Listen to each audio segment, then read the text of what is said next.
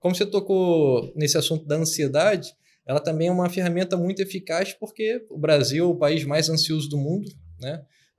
Já era desde antes da pandemia, com a pandemia isso se potencializou, e a hipnose é uma ferramenta muito eficaz e sem efeitos colaterais, como medicações, por exemplo. Não que a medicação não deva ser utilizada. Deve ser utilizada, mas deve ser prescrita por um médico, obviamente, mas ela não vai ser a solução da sua ansiedade. Você tem que aprender como seu cérebro funciona, entender o que faz com que você se torne uma pessoa com transtorno de ansiedade, que é diferente da pessoa ter uma ansiedade normal e funcional. Todo mundo tem ansiedade, não tem como se tirar a ansiedade de uma pessoa. Então, você vai aprendendo esses recursos, e a hipnose é um deles, de autoconhecimento, para você conseguir levar a sua vida da melhor forma possível e enfrentar os desafios que você precisa enfrentar. Essa é a parte mais engraçada. É tipo assim, ansiedade tem cura? Eu falo, não tem cura. A pessoa, mas como assim?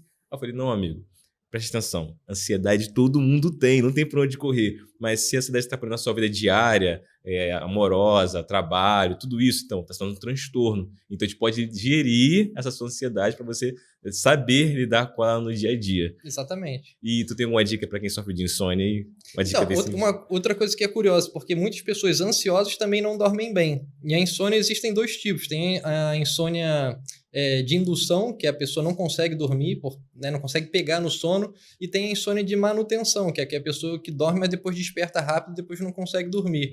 Então, práticas simples, como se alimentar bem, fazer atividade física, não tomar nada que contenha cafeína depois de 2, 3 horas da tarde, já são práticas que vão fazer com que você tenha uma noite de sono melhor. Ingerir bebida alcoólica também, logo antes de dormir, também a bebida alcoólica vai atrapalhar o seu sono, a qualidade dele. E a hipnose também pode ajudar a pessoa a se desconectar, por exemplo, de pensamentos intrusivos. Se você é uma pessoa ansiosa, provavelmente você fica pensando em diversas situações, não só no momento presente, mas no futuro, e pensando em cenários horríveis em relação a isso. Você nunca pensa em uma coisa boa, né? Tipo, amanhã eu vou para o trabalho e vou ser promovido. Não, você vai pensar, caraca, meu chefe vai me cobrar de uma coisa que eu preciso fazer, ou, enfim, não vou dar conta de uma função que eu deveria realizar bem. Então, a pessoa vai criando cenários futuros e ela não consegue se desconectar desses pensamentos e, por conta disso, não dorme. E a hipnose faz com que você se desconecte dessa situação, ou pelo menos pense nela sem fazer com que você gere emoções ruins para si mesmo. Por exemplo, a própria ansiedade. Você consegue desligar, entre aspas, áreas do cérebro responsáveis pela sua autorreflexão, que é a rede modo padrão, e aí, por conta disso, você consegue relaxar e pegar no sono com as sugestões de roteiros de hipnose mesmo, que são sugestões de relaxamento. Você vai ficar prestando atenção em partes específicas do seu corpo. Você vai comandando o seu corpo de uma maneira que ele relaxe de uma forma completa e você consiga se desconectar desses pensamentos e dormir de forma calma e tranquila. Isso faz a mente da pessoa direcionar um pensamento, não ficar tipo avulso, né? Tipo um cachorro sem para onde ir. Que é o que acontece quando a gente tá assim, divagando, quando a gente não tá pensando em nada especificamente. Aí entra essa rede de modo padrão, que é responsável pela essa autorreflexão, e as pessoas ficam pensando nessas situações, como eu falei, geralmente situações que não são boas. Né? A conta que eu tenho que pagar amanhã eu preciso acordar cedo, preciso chegar a tal hora no trabalho, eu preciso ir no médico. E as pessoas criam esses cenários ruins para si mesmas, que muitas vezes nem vão acontecer, isso que é o pior, né? A pessoa sofre por antecipação, e a hipnose é uma ferramenta muito boa para fazer com que a pessoa se desconecte desses pensamentos e fazer com que ela durma. Tiago, eu quero pegar uma dica com você. O que acontece? As pessoas chegam até mim e falam, Zica, eu sofro muito de ansiedade. Eu falo assim, vamos lá, como é que é o seu horário de sono? A pessoa, totalmente desregulado. Eu falo, estamos aqui regular isso daí. A dica que eu dou é o seguinte, a pessoa mal acordou, vamos supor, acordou umas 7 horas, vai lá, abre a janela, olha para o sol. Automaticamente ela vai regular o relógio interno que ela possui. Sim. Porque, por exemplo, não adianta também você ensinar a pessoa a fazer auto-hipnose para ela dormir melhor, mas ela tomar 1 litro de café 1 hora antes dela dormir. Ela não vai conseguir pegar no sono, porque a cafeína vai estar lá bombando no cérebro dela e ela não vai conseguir, enfim, pegar no sono de uma forma normal. Essa dica que você deu é muito boa, da pessoa logo que acordar se expor à luz solar, porque realmente isso vai fazer com que regule seu ciclo circadiano. E outra coisa também que é importante é a pessoa entender o seu cronotipo. O cronotipo está envolvido na melhor hora de você dormir e na melhor hora de você acordar. Então, tem pessoas que acordam muito cedo e tem pessoas que vão dormir muito cedo. Tem pessoas que acordam mais tarde e vão dormir mais tarde. Isso é algo genético, você não muda.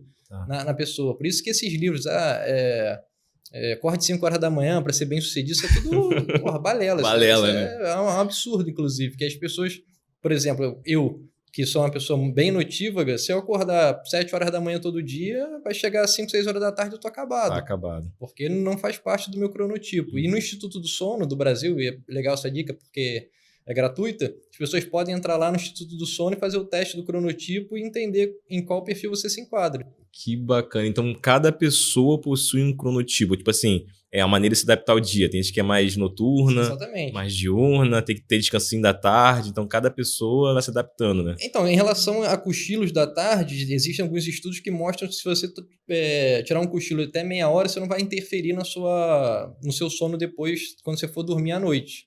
Mas se você passar disso, já começa a atrapalhar. Então, também é uma dica boa, mas a pessoa tem que tomar cuidado para não dormir além daquilo que seria o ideal, que seria essa meia hora. E qual seria o site mesmo? O site? O Instituto do Sono do Brasil.